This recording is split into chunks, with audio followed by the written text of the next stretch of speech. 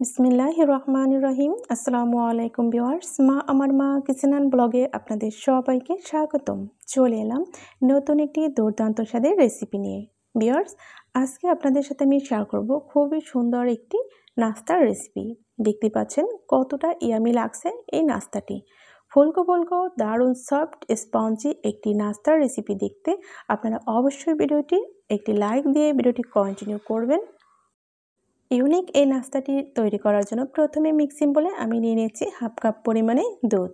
এটা উষ্ণ গরম অবস্থায় আমি নিয়ে নিয়েছি। এখন আমি অ্যাড করে দিচ্ছি হাফ কাপ পরিমাণে পানি। ভিউয়ার্স, এখন আমি খুব সুন্দর করে নেড়েচেড়ে মিক্সড করে নেব এই দুধ আর পানিটাকে। অবশ্যই ভিডিওটি দেখার শুরুতে একটি লাইক দিয়ে ভিডিওটি কন্টিনিউ করবেন, কারণ আপনি যখন একটি লাইক দেবেন তখন এই ভিডিওটি অনেকের মাঝে ছড়িয়ে পড়বে। তাই অবশ্যই একটি লাইক দেবেন। আপনার একটি লাইক আমার কাছে অনেক বেশি মূল্যবান। দিয়ে দিয়েছি স্বাদ মতো লবণ, একটু নেড়েচেড়ে মিশিয়েও নিয়েছি। এখন আমি দিয়ে দিচ্ছি 1 চামচ পরিমাণে ইস্ট। ইস্টটা দেওয়ার কারণে কিন্তু আমার এই নাস্তাটা আজকে অনেকটাই ফুলকো হবে। তো চলুন দেখা যাক পুরো রেসিপিটি। প্রথমে আমি এখন একটি ঢাকনা দিয়ে ঢেকে দেব এই ইস্ট আর দুধের এই পানিটাকে। খুব সুন্দর করে ঢাকনা দিয়ে ঢেকে দিয়েছি 5 মিনিটের জন্য। ফিরে আসবো 5 মিনিট পরে। তো আমি 5 মিনিট পরে ফিরে এসেছি। আপনাদেরকে ঢাকনা তুলে দেখাচ্ছি। দেখতেই পাচ্ছেন ইস্ট আর এই দুধের পানিটা কিন্তু খুব সুন্দর মিক্সড হয়ে গিয়েছে।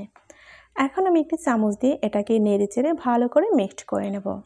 ভিউয়ার্স, আপনারা যদি প্রথম থেকে শেষ পর্যন্ত এই রেসিপিটি ফলো করেন তবে এরকম একদমই পারফেক্ট একটি নাস্তা কিন্তু আপনিও আপনার বাসায় তৈরি করতে পারবেন, কারণ এর উপকরণ খুবই সামান্য এবং স্বল্প উপকরণ। তো যখন মিক্সড করা হয়ে গিয়েছে, এখন আমি অ্যাড করে দিচ্ছি 1 কাপ পরিমাণে ময়দা। অ্যাড করে দিচ্ছি 2 চামচ পরিমাণে চিনির গুঁড়া। আমি চিনিটাকে গুঁড়া করে নিয়েছি। আপনারাও চিনিটা অবশ্যই গুঁড়ো করে নেওয়ার চেষ্টা করবেন। এখন আমি একটি চামচের সাহায্যে ভালো করে নেড়েচেড়ে মিক্সড করে নেব। ভিউয়ার্স, চাইলে আপনারা এই কাজটি হাত দিয়েও করতে পারবেন। যখন এভাবে মিক্সড করা হয়ে যাবে, দেখতেই পাচ্ছেন এরকম কিন্তু একটা ডো তৈরি হয়ে গিয়েছে। এ পর্যায়ে আমি অ্যাড করে দিচ্ছি একটি ডিম। যখন এই ডিমটা দেব তখন নাস্তাটা কিন্তু আরও বেশি টেস্টি হবে। এখন আমি হাত দিয়ে ভালো করে এটাকে একটি ডোতে পরিণত করব। তো দেখতে পাচ্ছেন খুব সুন্দর একটি ডো কিন্তু তৈরি হয়ে গিয়েছে। এই ডোটা যাতে শক্ত না থাকে, সফট থাকে, এর জন্য আমি অ্যাড করে দিচ্ছি 2 চামচ পরিমাণে রান্নার রেগুলার সাদা তেল। এখন হাত দিয়ে ভালো করে মিক্সড করে ঢাকনা দিয়ে ঢেকে দেব 10 মিনিটের মতো। আপনাকে এই 10 মিনিট অবশ্যই রেস্টে রাখতে হবে, কারণ আপনি ইস্ট ব্যবহার করেছেন এই নাস্তাটা এর জন্য। হাতে সময় থাকলে আপনি আধা ঘন্টাও কিন্তু রেস্টে রাখতে পারেন। তো আমি 10 মিনিট পর ফিরে আসলাম। এখন আমি ঢাকনাটা তুলে আপনাদের দেখাচ্ছি। দেখতেই পাচ্ছেন ডোটা কিন্তু অনেকটাই ফুলে উঠেছে।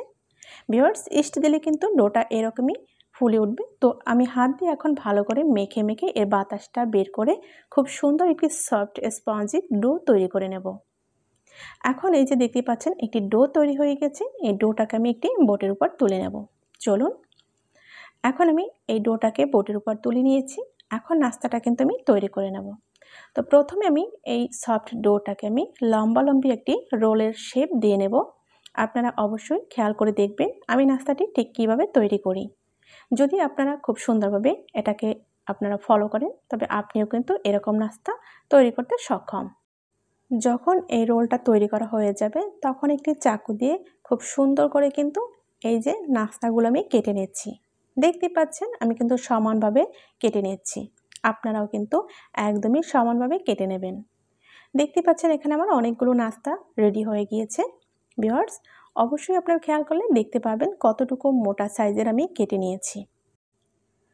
এখন আমি এই নাস্তাগুলোকে এক একটা করে তুলে নেব।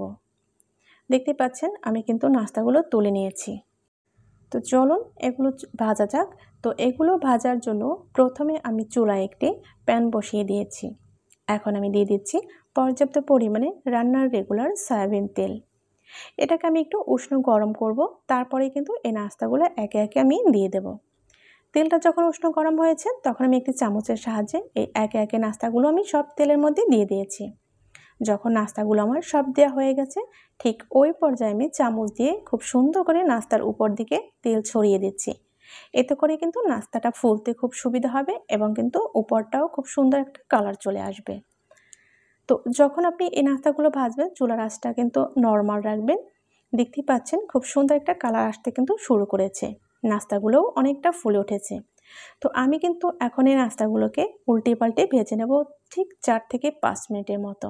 ভিউয়ার্স, আপনারা এগুলো কিন্তু উল্টে পাল্টে দেবেন আর হাই হিটে ভাজবেন না, তবে কিন্তু একটা কালার চলে আসবে, কিন্তু ভিতরটা যেমন সফট স্পঞ্জি হবে না, সেরকম কিন্তু একটু কাঁচা থাকার ভাব চলে আসবে। তো এই নাস্তাগুলো খুব সুন্দর করে কালার চলে এসেছে, আমি কিন্তু এরকমই একটা কালার করে তুলে নেব। যখন এভাবে ফুলে উঠেছে তখনই কিন্তু উঠিয়ে নিতে হবে। তো আমি একটি ছাঁকনির মাধ্যমে তেল ঝরিয়ে এগুলো তুলে নিচ্ছি। দেখতেই পাচ্ছেন আমি চামচ দিয়ে কিন্তু ছাঁকনিতে উঠিয়ে নিচ্ছি, যাতে তেলটা সম্পূর্ণ শুকিয়ে যায়। ভিউয়ার্স, এরকম দুর্দান্ত নাস্তা কিন্তু আপনিও তৈরি করতে পারবেন যদি কিনা আপনি একদমই পারফেক্টভাবে সব উপকরণগুলো ব্যবহার করতে পারেন। এখানে কিন্তু খুবই সামান্য উপকরণে দুর্দান্ত একটি নাস্তা তৈরি হয়ে গিয়েছে। এগুলো কিন্তু বাচ্চারা পেলে অনেক বেশি খুশি হয় এবং যে কোনো সময় আপনি কিন্তু চায়ের সাথে এটা খেতে পারেন বা এমনিতেও খেতে পারেন। তো এভাবে আমি সব নাস্তাগুলো ভেজে তেল ঝরিয়ে তুলে নিয়েছি। দেখতে পাচ্ছেন, এখন আমি আপনাদেরকে ফাইনালি সার্ভ করে দেখিয়ে দেব যে আসলে এই নাস্তাগুলো কতটা সুন্দর হয়েছে। আশা করি আপনারা দেখে বুঝতে পারবেন যে কতটা লোভনীয় এবং টেস্টি হয়েছে। চলুন দেখা যাক এর ফাইনাল লুক। ভিউয়ার্স, আমি আপনাদেরকে কিন্তু দেখিয়ে দিলাম যে কতটা সুন্দর হয়েছে এই নাস্তাটা। যতটুকু হয়েছে ফুলকো ততটুকুই কিন্তু টেস্টি হবে। আলহামদুলিল্লাহ, শুকরিয়া এত সুন্দর একটি নাস্তা আপনাদেরকে উপহার দেওয়ার জন্য। আশা করি আপনাদেরও ভালো লাগবে। আর যদি ভালো লাগে তবে সুন্দর কমেন্ট করতে ভুলবেন না, লাইক দিতে ভুলবেন না, সবার মাঝে বেশি বেশি শেয়ার করে দিবেন। অবশ্যই আপনারা চ্যানেলটা সাবস্ক্রাইব করে এই চ্যানেলের সাথে যুক্ত হয়ে থাকবেন এবং কন্টিনিউ ভিডিও দেখার আপনাদের জন্য আমন্ত্রণ রইল। আশা করি আপনাদের ভালো লাগবে। আর যখন আপনারা এই ভিডিও দেখে কিছু শিখতে পারবেন তখনই আমার সবচেয়ে বেশি ভালো লাগবে। তো যদি আপনি বাসায় ট্রাই করেন এবং নাস্তাটি তৈরি করেন আমাকে অবশ্যই জানাতে ভুল করবেন না। ভিউয়ার্স, আজ তবে এখানেই বিদায় নেব। দেখা হবে আগামীতে নতুন কোনো রেসিপির সাথে, নতুন কোনো ভিডিওর সাথে ইনশাল্লাহ। সে পর্যন্ত সবাই ভালো থাকবেন, সুস্থ থাকবেন। আল্লাহ হাফিজ। আসসালামু আলাইকুম ওয়া রাহমাতুল্লাহি ওয়া বারাকাতুহু। আজ তবে এখানেই বিদায় নিচ্ছি।